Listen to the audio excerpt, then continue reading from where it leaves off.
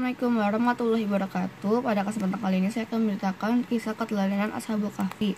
Dahulu kala di Yordania, orang-orang Nasrani pengikut Injil sepeninggalan Nabi Isa semakin durhaka dan kembali menyembah berhala.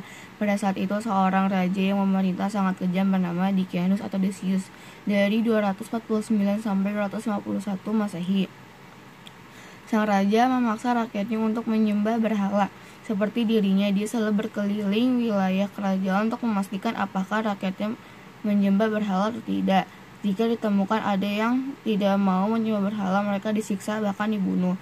Ketika itu ada 7 orang pemuda yang masih taat kepada agama yang dibawa oleh Nabi Isa dan tidak mau menyembah berhala. Kemudian mereka tertangkap oleh pasukan Raja Decianus atau Decius. Dibawalah mereka menghadap raja untuk diadili. Raja kejam berkata, "Mengapa kalian tidak mau menyembah sesembahan seperti umumnya dilakukan penduduk negeri ini? Sekarang kalian boleh pilih menyembah sembahanku atau mati." Kemudian salah satu dari 7 pemuda berkata, "Kami sudah mempunyai Tuhan yang menguasai langit dan bumi. Kami tidak mau menyembah selain kepada Allah Subhanahu wa Ta'ala. Terserah saja kami mau diapakan."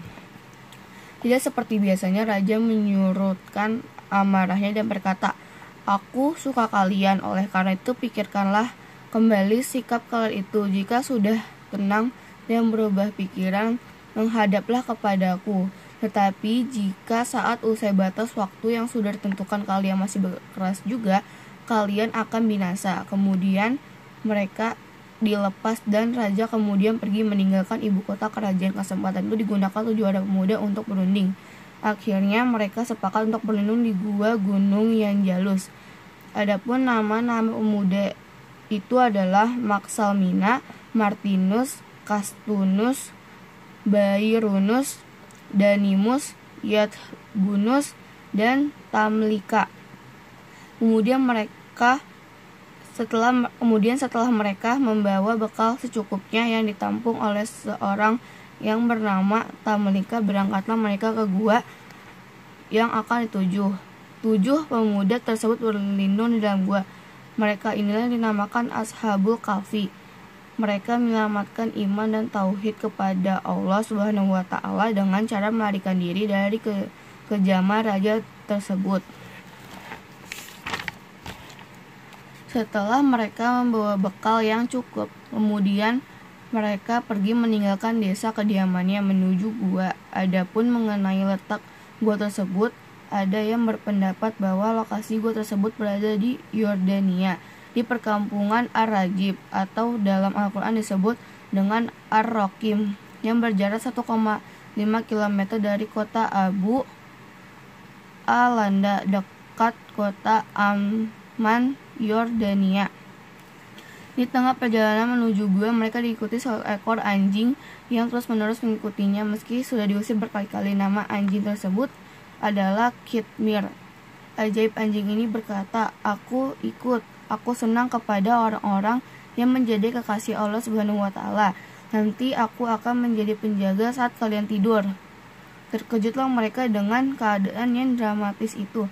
Anjing yang diusir-usir ternyata bisa berbicara, sebagaimana bicaranya orang-orang pada umumnya. Akhirnya anjing tersebut diperbolehkan ikut. Mereka pun menetap di gua. Selama berada di gua, setiap hari pemuda yang bernama Tamlika harus mengendap-endap turun ke kota-kota terdekat untuk mencari makan. Begitulah hari-hari yang harus mereka jalani, penuh dengan penderitaan. Siang dan malam mereka berdoa, berpuasa, dan wirid. Begitulah keadaan para pemuda yang menyelamatkan keimanan dan tauhid mereka. Sekembalinya raja tersebut ke ibu kota, sang raja kejam tersebut mencari 7 pemuda itu.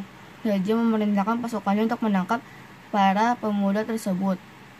Saat pasukan tiba di gua, Allah SWT menjadikan ke-7 pemuda itu tidur dengan nyenyak, tak bergerak-gerak sedikit pun, seperti sudah meninggal. Hal tersebut dilaporkan pasukan pengejar kepada raja. Kemudian raja memerintahkan agar gua tersebut dijadikan kuburan bagi para pemuda tersebut dengan menutup pintu gua dengan batu besar. Raja berharap dengan cara itu pemuda-pemuda tersebut akan mati. Ternyata kejadian tersebut dicatat oleh 2 orang pemuda yang masih kerabat Raja Decius. mereka yang bersimpati kepada 7 pemuda. Ternyata kejadian tersebut dicatat oleh 2 orang pemuda yang masih kerabat Raja Decius. Mereka yang bersimpati kepada ketujuh pemuda, ia mencatat semua kejadian yang dialami pemuda-pemuda itu pada sebilah papan timah. Lalu saat ikut dalam pengejaran ke gua, papan-papan timah itu diletakkan di samping ketujuh pemuda yang tertidur. Kedua pemuda yang simpati pada para pemuda tersebut dikenal sebagai Ashabur Rokim, pemilik papan timah. Allah SWT membangunkan mereka dalam waktu yang lama. Salah seorang dari mereka, Maksalmina, bertanya kepada teman-temannya, berapa lama kita tidur? Teman-temannya menjawab dengan perkiraan karena sama-sama tidak tahu. Mungkin sehari atau setengah hari. Karena merasa lapar, mereka meminta Tamlika, salah satu Ashabul Kahfi, untuk turun ke kota membeli makanan seperti biasa. Saat Tamlika di pasar, dia kebingungan melihat suasana yang berbeda dengan hari-hari sebelumnya. Lebih terkejut lagi ketika akan membeli makanan. Si penjual kaget bercampur heran mengatakan bahwa uang yang dijual Tamlika sudah kuno dan tidak berlaku. Tamlika kemudian diajak orang-orang pasar untuk menghadap raja. Semula Tamlika tidak mau karena takut. Tetapi setelah mendengar bahwa rajanya yang bernama Baidarus adalah baik, Tamlika bersedia walaupun kebingungan. Setelah bertemu sang raja, ternyata bukan Decius dahulu yang kejam, tetapi seorang raja yang salih bernama Baidarus. Kemudian Tamlika menceritakan tentang dirinya dan teman-temannya. Seketika terkejutlah si isi istana Raja Baidarus, yang kemudian menyebar beritanya ke seluruh negeri. Raja Decius diceritakan sudah meninggal 309 tahun yang lalu. Jadi Tamlika dan kawan-kawannya tertidur di gua selama itu. Peristiwa itu menjadikan penduduk negeri semakin bertambah keyakinannya kepada kekuasaan Allah Subhanahu wa Ta'ala.